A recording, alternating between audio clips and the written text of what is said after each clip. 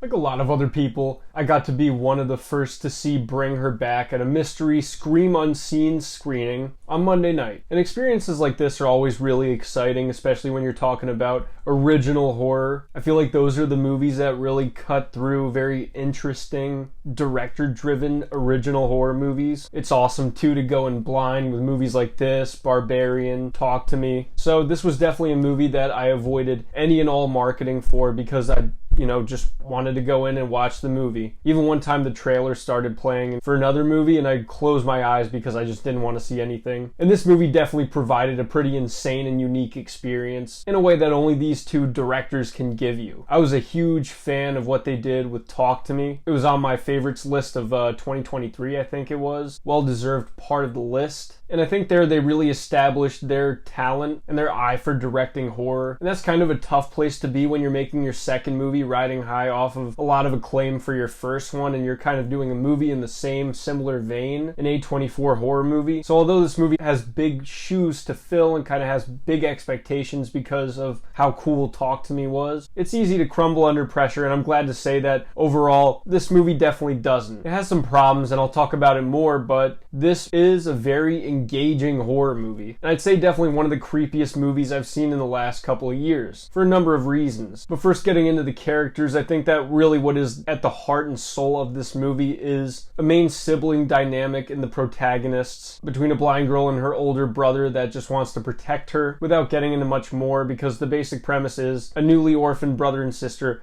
move into this lady's house. Horror movie shit happens, and you gotta find out why through watching the movie, unless you're at the opening screening where the directors open up the movie by basically spoiling what is actually happening. Very odd choice. I know other people had problems with this, but whatever, I'm not gonna get too salty about it. But like I said, that sibling dynamic is basically the cornerstone of this movie and is what gets your main investment into the scary shit that begins to happen throughout the movie. And basically a lot of the stakes revolve around this relationship. That's what makes you nervous for the characters, what makes you care for them, especially when you're dealing with the little girl who is blind. That gives her a huge disadvantage. That is obviously a large disadvantage to have in a horror movie. Puts you in a lot of situations where there's dramatic irony, where the audience knows what's going on, but there's a level of frustration or nervousness surrounding her because since she can't see, she doesn't know. And I think the brother does a very good and convincing job of playing the protector. And I think too, I like that he isn't portrayed as an idiot. I feel like he does what most normal people would do, and I could see a version of this script or this movie where he wouldn't make the right decisions or would write off things that you should not write off in a situation like this. Sometimes movies require characters to act stupid. This is something where I could easily see this character doing dumb things to service the script, but they thankfully don't choose to do that. And then you have the main caretaker, the woman who takes them in, and I don't want to go too much into her character because I do want to avoid spoilers. I think that she strikes a balance well between whatever red flags there are about her, but also kind of that comforting, welcoming aspect to her. So overall, whatever kind of different side of this character she's trying to play, she does a good job at doing that. This is definitely one of those movies where you're kind of tracking along, and I think that the scares build up slowly over time, and then everything kind of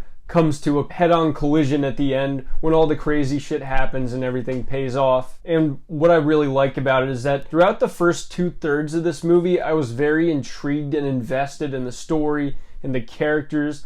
I thought the scares were good. There was a lot of great gross out stuff, which normally I'm not a fan of in horror movies, but they do great ways of making you cringe. Certain atypical body horror that I don't think that a lot of movies do or go in a place where this movie is willing to go. That'll definitely be the standout everyone's talking about when they come out of this movie, is just how nasty and grimy it is. And it's cool to see that injected back into original horror movies taking risks. It's stuff I like to see. And it just shows that these guys, their talent was not a one-time fluke with Talk to Me. They can clearly continue it on. They have an eye for these things. And when you give them the right story, the right concept, they will definitely run with it and find a way to visualize it in an interesting and horrifying way. But kind of getting into where I think this movie started to fall apart for me, because there was a point where I was really digging it, really tracking along. I'd even say was enjoying it better than Talk to Me. But then it got to a certain point where I think it just doesn't find the most satisfying way to end the story. And what I mean by that is,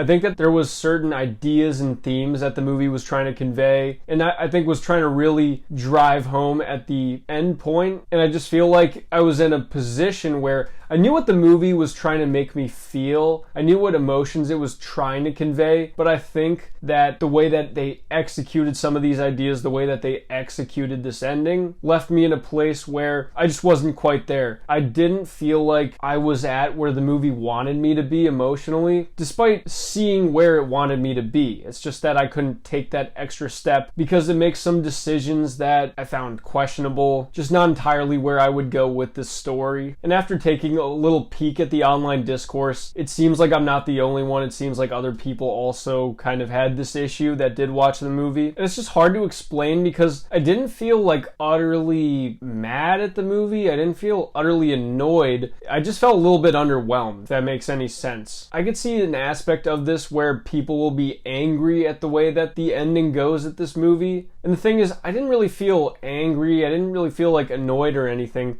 Just entirely underwhelmed, like entirely unsatisfied. Not that overall I hated the ending or anything. It just didn't connect with me. It's the best way to put it. And that's kind of tough. It sucks when something like that happens, especially when I feel like the rest of the movie was so strong. It was so good at building intrigue, building character, kind of putting the pieces together of motivations. And it's one of those horror movies where they kind of put all the puzzle pieces in front of you and you know all of them are there, but you just don't know how they all connect together. And then by the end of the movie, it makes sense. And to me, it's just the pieces started to get a little forced together at the end rather than the puzzle building up naturally. But I feel like, though, the story was in a great groove for a while, and I was definitely bought into it, enjoying myself. And that's the thing I love about having original horror movies, is when you are just tracking along with this brand new story, seeing where it goes, you have a lot of interest and intrigue. And, you know, that's why it sucks when movies like this kind of peter out, or don't figure out the best way to land the plane, figure out the best ending. And it's not really just the ending, it is kind of, there gets to be a point where I think the story not exactly loses focus, but it drives off the trail. Gets to a point where this story starts to lose track of what's compelling about it. I'm not bored, it's not meandering, but it just starts to lose me a little bit. And then I feel like it just ultimately doesn't recover by the end. But I will say, I don't want to go too hard on this because I did enjoy it. I think this is a very enjoyable, better than most original horror movie. And I love going to the theaters to see movies like this because they're an exciting addition, you know? Seeing something new is always exciting. Taking a risk like this is always cool. Sometimes it doesn't always entirely pay off. And although this one doesn't entirely pay off, I still have a lot of credit to give it because I think it does a lot right. And I am very interested to see what these guys do next. But those are just my thoughts on Bring Her Back. Let me know what you guys think in the comment section. Were you part of the group that saw this screening? Or are you going to have to wait until it comes out on the 30th? I'm excited to hear. I'm GM Light. Have a good one.